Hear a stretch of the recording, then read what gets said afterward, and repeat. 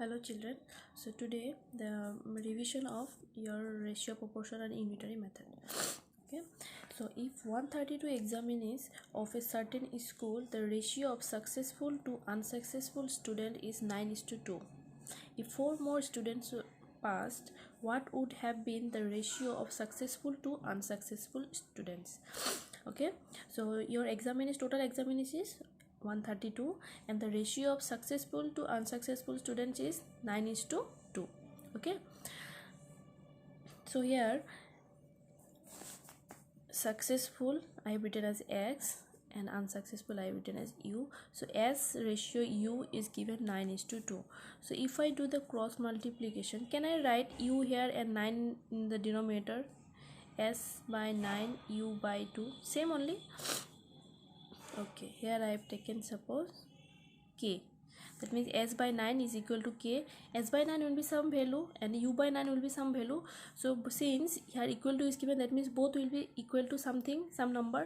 So that is, we don't know what is that number, so we have taken it as a K. You can take any letter to represent that.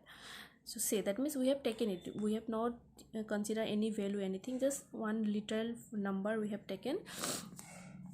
Okay, now S by 9, see here, S by 9 is equal to K. That means what I can say, S equal to 9K, cross multiplication, and U by 2 is equal to K, then U equal to 2K, we can say that.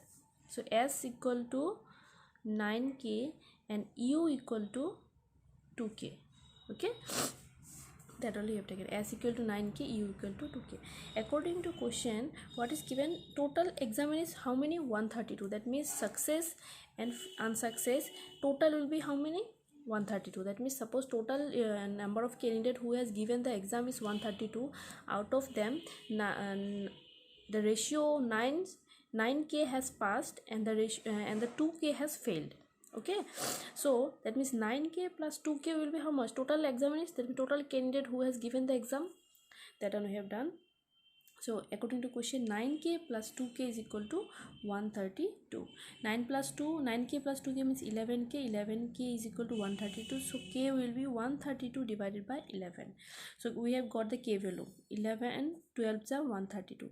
So that means K is equal to 12. Now if K value we have got, then we can find success, how many people has success, how many students has failed or how many has passed.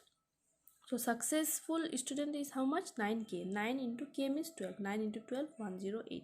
Unsuccessful, 2 into K is 2 into 12, so 24. Okay, but that's not complete. Now see the next part. If 4 more students passed, if 4 more total student passed is 108. Suppose if 4 more student has passed, what would have been the ratio of successful to unsuccessful students?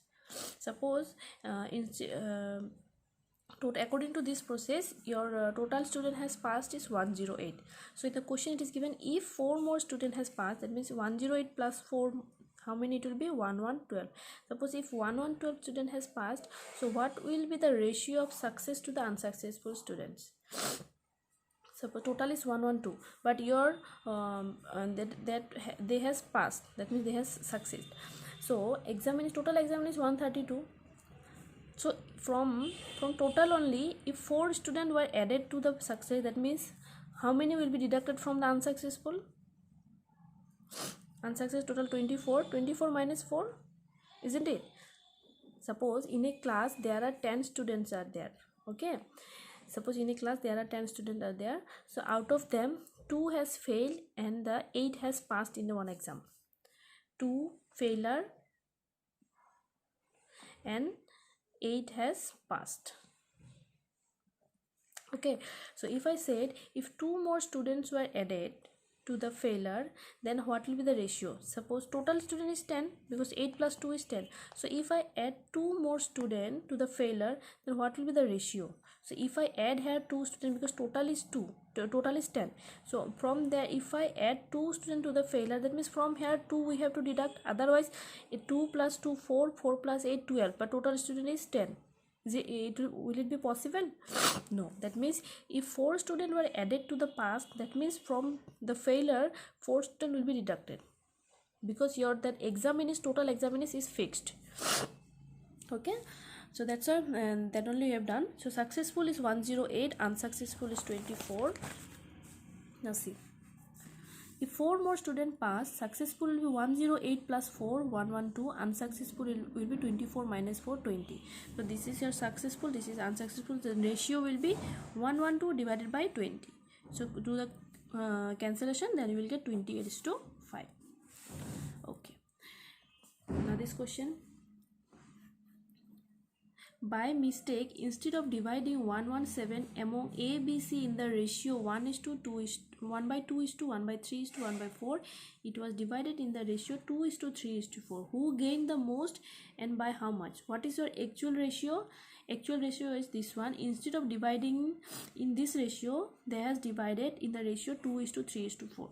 So first of all, you have to separately find the contribution of A, B, C in the ratio of this one and in the ratio of this one. So after that, you have to find which one is getting the most while by mistakenly while dividing in this ratio.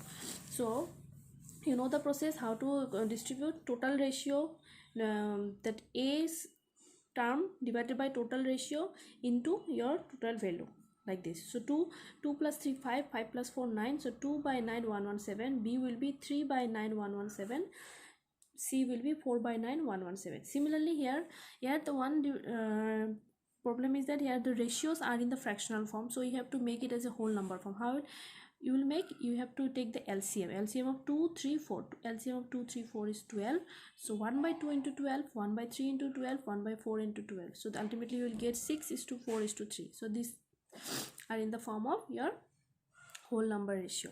Okay, now contribution you have to find. A will be 6 plus 4 10, 10 plus 3 13, so A will be 6 by 13 into 117, 4 by 13 into 117, 3 by 13 into 117. Now see, A has to be A should get 54, instead of that he has got 26. B should get 36, instead of he has got 39, and C should got 27, instead of that she has got 52. So who has got the most? This one is the correct form, and this one by mistakenly they has instead of making this they have made in this form. So 27, but C has got how much? 52. So who has got the most? C has got, instead of getting 27, he has got 52. So C has got the most.